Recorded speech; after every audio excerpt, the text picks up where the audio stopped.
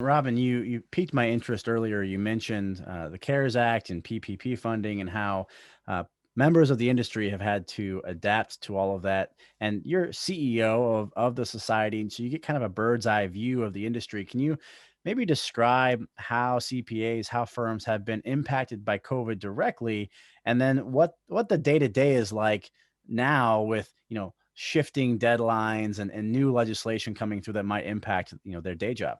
Yeah, that's a great question.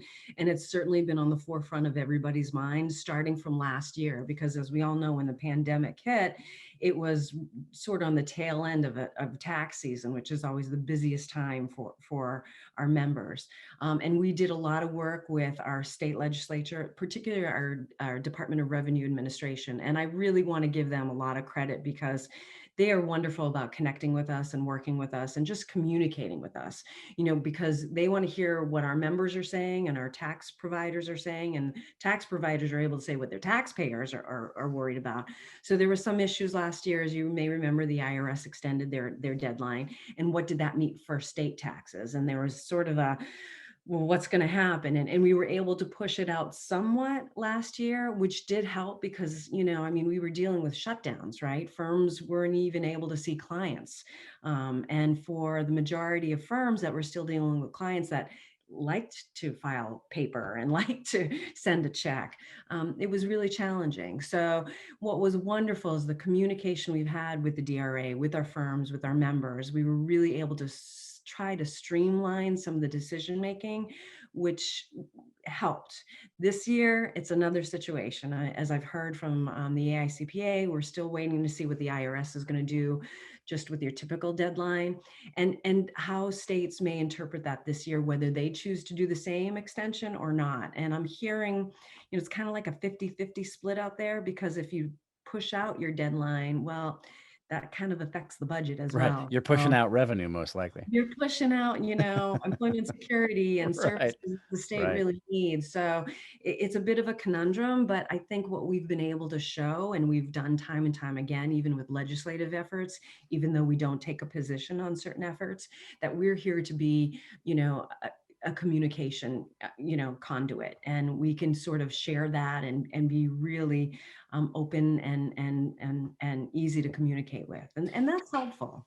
And I do want to get to the legislative efforts that you just mentioned, but I had one more follow up relative to the pandemic. Are you seeing any shifts in how the industry or firms are approaching the work week? Are you seeing firms move to a more remote setting? You mentioned limitations in face to face meetings and maybe going more digital. Like, are there any new trends in that direction, or has the industry sort of been shielded because it's largely made up of small firms in our state?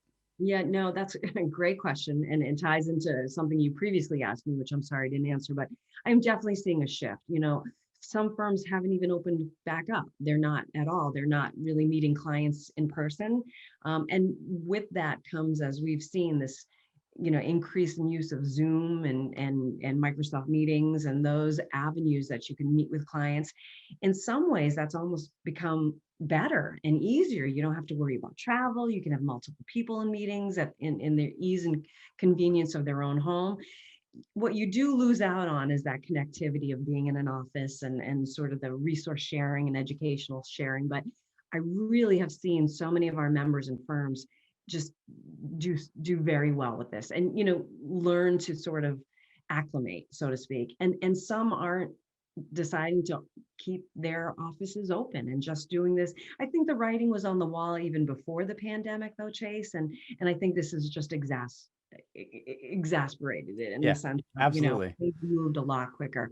The one thing I did want to mention, first and foremost on everybody's mind legislatively, certainly is the CARES Act and Mhm. PPP, and whether or not the tax deductibility of that or not. That's a big question, because that really affects the filing of taxes. So people right now are in the hold and wait to see, is the state going to, you know, make sure that that sort of becomes the case for state Do you have taxes. your finger on the pulse? Do you have any predictions on where it's going to go? I know better than to do that. I've been in this business I too didn't long to trap you make in that one. Come on, Robin. people want any hate mail or anything. Nope, nope.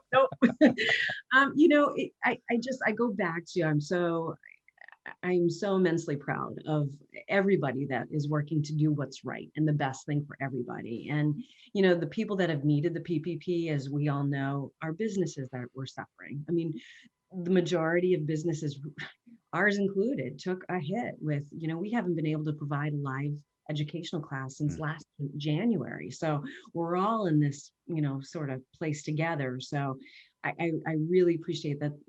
That seems to be everybody's trying to do the right thing, Yeah. right? So what are the biggest issues that you see coming down the pike right now for CPAs in the state and maybe even nationwide? Like what are your antenna going up on right now?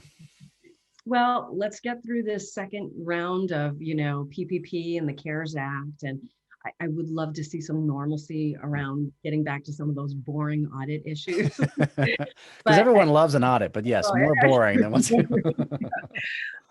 but I think as we all know too, and what's in the back of our mind is the year, 2025, when basically there are 23 expiring provisions of the Mm. Tax Cuts and Jobs Act. So Yeah. that's It's gonna not be a too big year, I think. there's a lot of big things there too. So that's not too far away. And, Mhm. and what I really so admire about our members is they're already thinking this way. Mm. I've already had some requests as far as, can we get some information out there? And wow, you're really thinking ahead of the curve, which is great.